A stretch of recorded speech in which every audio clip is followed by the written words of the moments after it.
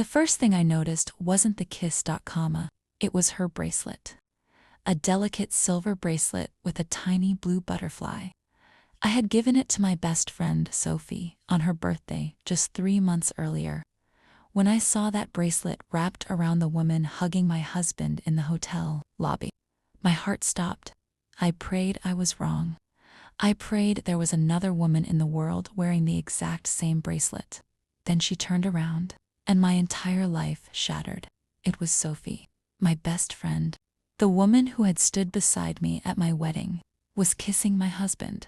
Neither of them noticed me. I could have screamed. I could have run toward them. Instead, I quietly pulled out my phone and hit record. I had no idea that video would expose a betrayal far bigger than an affair.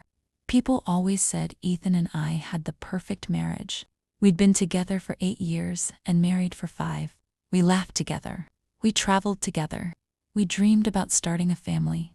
Whenever people asked me the secret to a happy marriage, I'd smile and say, marry your best friend.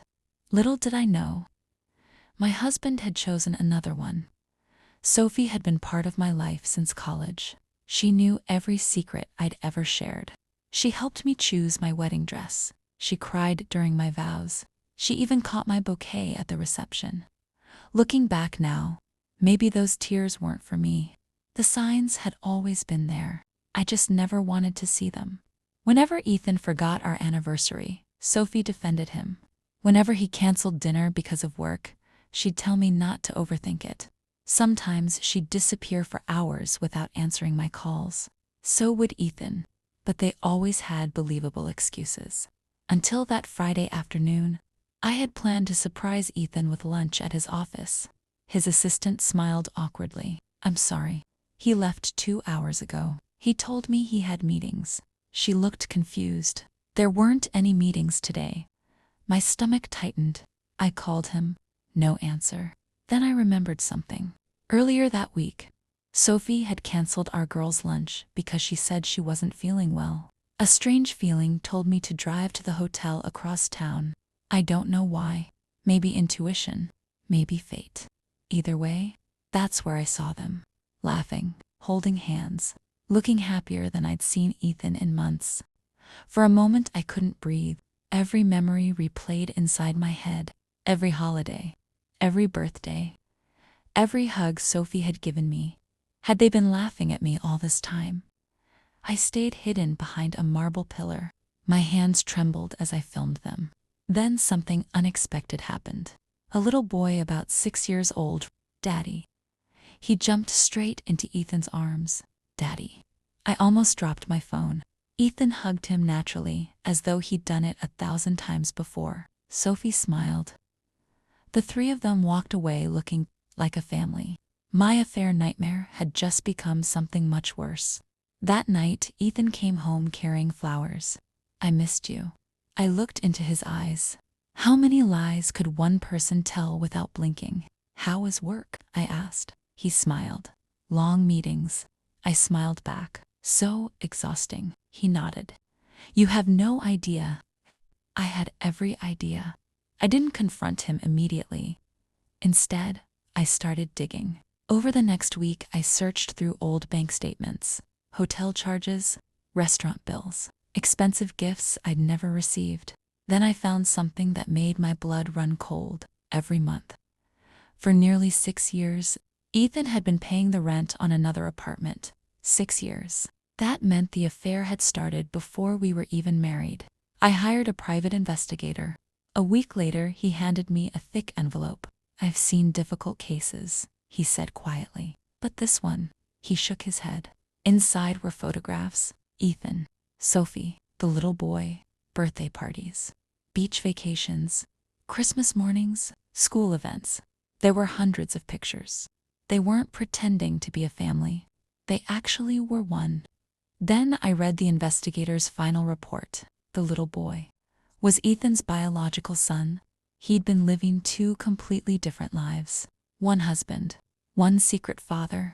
I cried until there were no tears left. Not because I'd lost Ethan, but because I'd lost the 2 people I trusted most. A month later, I invited both of them to dinner. Neither suspected anything. They walked into our house smiling. "What's the occasion?" Sophie asked. I smiled. "I have a surprise." The television turned on. The hotel video filled the screen. Neither of them moved. Then came the investigators' photographs. Christmas, birthdays, family vacations. Their smiles disappeared, Ethan whispered. "I can explain." I laughed. "No. You've explained enough over the last 6 years."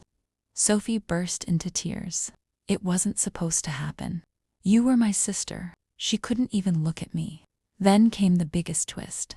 There was another knock at the door. Both of them looked confused. I opened it. Standing outside were Ethan's parents, my parents, Sophie's parents. I had invited them all. Everyone deserved the truth. The room fell silent as the evidence continued playing on the television. No one spoke. No one defended them. Ethan's mother quietly removed the wedding photograph from the wall. She looked at her son with tears in her eyes. "I didn't raise you to become this man." The divorce was finalized 7 months later. I kept the house. I kept my dignity. And for the first time in years, I kept my peace. People often ask whether I ever forgave them. Forgiveness isn't pretending something never happened. Forgiveness is refusing to let someone else's betrayal control the rest of your life. I never spoke to Sophie again. As for Ethan, the man I loved never actually existed. He was a character created by a liar. A year later, I returned to the same hotel, not because I missed the memories, because I wanted to replace them. I ordered coffee, sat by the same window, and watched people come and go. This time, I wasn't the woman waiting to be chosen. I was the woman who had finally chosen herself. Sometimes the worst betrayal becomes the beginning of your best chapter, because losing people who never truly loved you makes room for the life you were always meant to live. And that's the funny thing about broken hearts. They don't stay broken forever. Sometimes, they become the strongest part of you.